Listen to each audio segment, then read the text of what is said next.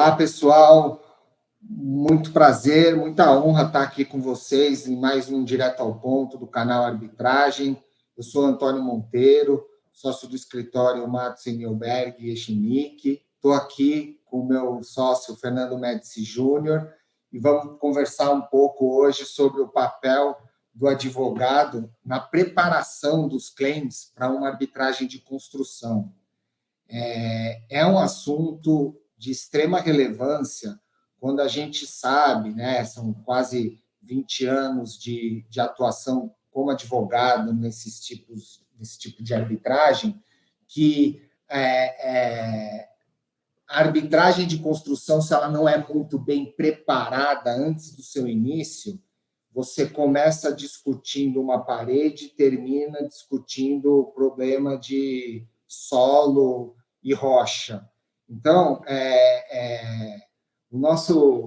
a nossa ideia aqui é passar um pouquinho para vocês da nossa experiência e frisar a importância que o advogado tem no momento anterior ao início da arbitragem, de analisar o contrato do cliente, analisar aquilo que o cliente entende que tem de pedido, que teve de alteração, que tem, enfim, de claim contra a outra parte, para que a gente possa fazer e aí não é uma legal opinion, porque uma legal opinion parece que é uma coisa muito antiga e muito simples e muito básica para dizer possível, provável e remoto. Não é isso. A gente gosta de trabalhar, né, Fernando, com a nossa experiência, num documento que a gente costuma chamar de Early Case Assessment, que é um documento que a gente é muito mais do que uma legal opinion. A gente estuda o contrato, a gente estuda os documentos gerados por aquele contrato, seja de diário de obra, seja de cartas, notificações, seja os cronogramas, e a partir dali, claro que o cliente dá um norte para nós dos problemas que ele enfrentou e que ele entende que poderia dar origem a um claim. E aí, quando eu falo isso, esse norte geralmente é uma tarde inteira com o diretor do contrato, ou com um engenheiro de determinado setor, ou com vários engenheiros, e a gente vai quebrando a tarde. Primeiro a gente fala com o responsável das turbinas, depois a gente fala com os responsáveis da obra civil. Geralmente esses contratos de construção envolvem várias empresas que formam um consórcio. Então a gente passa se não 2 dias com todo o pessoal do cliente, para depois a gente mastigar os documentos e aí gerar um documento para o cliente muito mais resumido daquilo que a gente percebeu que para de pé, o que não para de pé, o que a gente costuma chamar em jargão, boi de piranha, o que vale colocar, o que não vale colocar.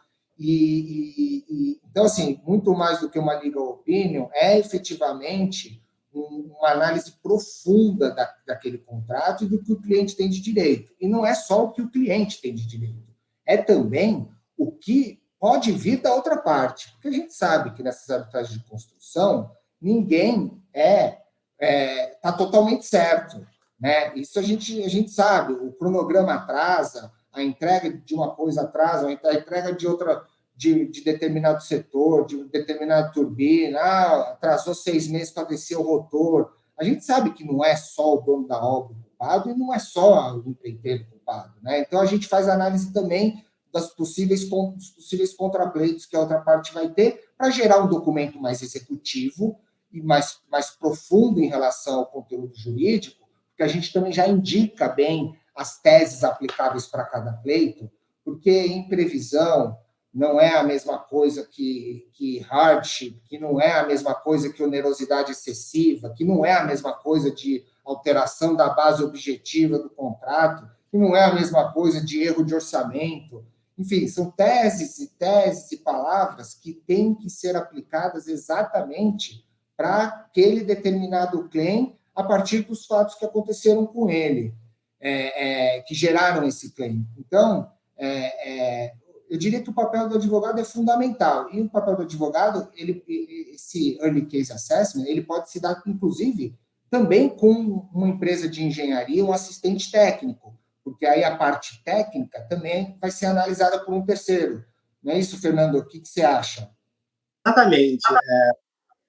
Já aconteceu de a gente, por exemplo, entrar em casos de construção, a gente se preparar, às vezes, durante 1, 2, 3 meses para o caso, a arbitragem tem início, a gente chega na audiência para assinatura do termo de arbitragem, e você vê ali os colegas da contraparte, por exemplo, que não conseguem nem precisar exatamente quais são os pleitos deles. Eles entram lá com uma minuta de pleitos genéricos e tal, assim, puxa, pessoal, assim, claro que não é nosso papel criticar o trabalho dos colegas, mas não é a melhor prática. A melhor prática mesmo quando o cliente chega para você falando assim, olha, quero entrar com uma arbitragem amanhã, se isso for assim evitável, o ideal é que seja evitado, para que o advogado possa construir o caso de forma a melhor apresentar ele, não só no requerimento da arbitragem, na preparação do termo de arbitragem, das alegações finais, mas a apresentação do caso como um todo. Então, primeiro, há de haver um tempo para que os advogados, né, possam analisar todos os documentos, conversar, entrevistar os técnicos, envolver desde logo, antes mesmo da arbitragem, a empresa de engenharia que vai atuar como assistente técnico, caso que vai trabalhar em conjunto com os advogados na avaliação dos pleitos e contrapleitos possíveis, né? E por participar também da elaboração desse Early Case Assessment que o Antônio falou, e, assim, da produção do material probatório. Então, já vai definir, cara, se tem uma arbitragem de construção com 15 diferentes pleitos dentro da mesma arbitragem, você já tem todas as provas, todos os documentos mais importantes relativos a cada um desses claims prontos ali, conhecidos, já bem delimitados, para que você se prepare e possa apresentar o caso da melhor forma possível quando ele tem início. Então, por exemplo, uma outra prática que a gente utiliza na elaboração desses Early Case Assessments, e por isso eu acho que é interessante a distinção que o Antônio fez do Early Case Assessment com a simples legal opinion, é que a legal opinion, o cliente vira e coloca um fato posto. Então, assim, considerando isso, por favor, me diga se tal alegação para em pé, não para em pé, ou qual é o melhor caminho. O Early Case Assessment, não, ele vai além, ele examina o fato posto em si. A gente vai entrevistar os engenheiros, a gente vai examinar os documentos, a gente vai discutir e criticar o fato posto, para aí sim analisar as consequências jurídicas e mostrar, olha, gente, que isso, as chances são remotíssimas de êxito. E nós, advogados, que atuamos há mais de 20 anos, não sei quanto tempo em arbitragem de construção, nós temos a nossa credibilidade. Também não devemos colocá-la a perder, apresentando pleitos que não se justifiquem, né?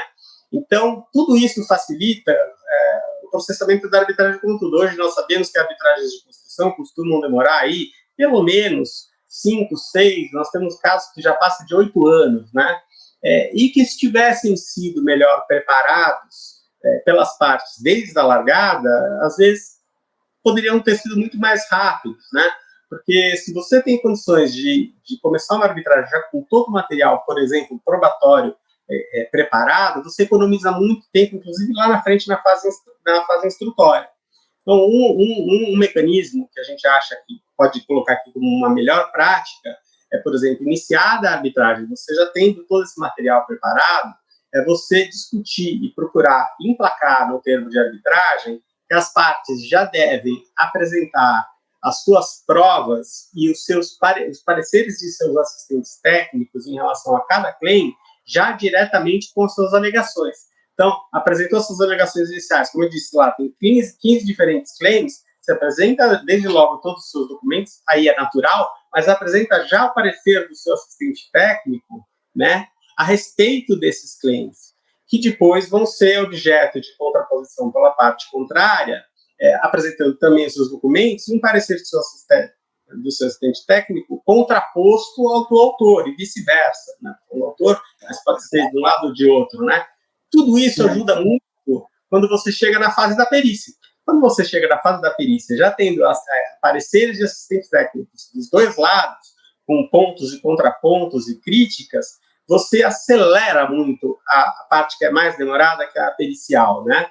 E você evita aqueles longos períodos, evita, por exemplo, trabalhar com elaboração de quesitos, que depois a gente vai falar num capítulo especial, mas e específico em relação a esse assunto, mas, assim, o ideal é que, desde logo de largada, você já saiba tudo que você está falando, já saiba onde estão os pontos a serem evitados, os pontos a serem melhor explorados, já tenha material probatório todo organizado, apresentando todo esse material, se possível, desde logo com as suas manifestações escritas na fase postulatória. Claro, desde que você consiga combinar tudo isso, seja com a parte contrária, com o tribunal, e emplacar isso no termo de arbitragem, que é o que vai guiar todo o rito da arbitragem até o final, né, Antônio? Pois é, e assim, indo direto ao ponto aqui da nossa ideia do papel do advogado na preparação do claim, não é perda de tempo, né? Não é perda de tempo você ter um early case assessment do seu caso. Ao contrário, você vai ganhar tempo, como o Fernando adiantou, eventualmente na arbitragem, de já adiantar os pareceres junto com as manifestações, mas principalmente você vai saber onde você está forte, onde você vai estar fraco, onde você vai investir as suas fichas, onde você vai ter que investir a sua defesa, e principalmente um último assunto que a gente não pode deixar de falar, sucumbência. Às vezes não, muito advogado vira para o cliente e fala, a arbitragem não tem sucumbência, é raro, mas a arbitragem pode ter sucumbência. Então, assim, não dá para pedir tudo, né? Não dá. Você tem que pedir, e entra na questão da credibilidade que o Fernando colocou, você tem que pedir aquilo que é bom. Né? E por quê? Porque você pode pedir 100, depois você leva 10, pode vir a ter sucumbência sim de 90. O cliente tem que conhecer o risco que ele está. Então, o nosso direto ao ponto de hoje era sobre isso. Valorize e conte sempre com advogados experientes para fazer uma avaliação do seu caso antes do início da arbitragem, sempre que possível. Era isso. Na verdade, muito bem, e só para fechar, às vezes o cliente imagina que, poxa, estou perdendo tempo, queria desde logo, já queria estar com essa arbitragem disparada. Não é perda de tempo. Um mês que você trabalha nisso é mais do que suficiente, claro, dependendo da magnitude do contrato, mas você desde logo já conhece todos os documentos, organiza tudo, já entrevista as testemunhas, já pega declarações escritas, depoimentos escritos dela, ainda que você não os utilize, porque às vezes não é esse o mecanismo que será adotado na arbitragem, mas você já entrevistou todo mundo, você já sabe os pontos fortes e fracos, isso vai ajudar você a ter, olha, um grande sucesso na arbitragem, seja na condição de pleiteante, né, de empreiteiro que quer pleitear um descolamento de preço do contrato, seja na condição de dono da obra para conseguir se defender desses pleitos, né? A boa preparação é o segredo do sucesso de qualquer arbitragem de construção. Acho que por hoje era isso, eram os recados que a gente gostaria de dar, e a gente fica à disposição aí de todos vocês para comentar mais o assunto, e caso queiram discutir isso em novas rodadas de direto ao ponto a respeito desse assunto. Muito obrigado a todos, fiquem com Deus.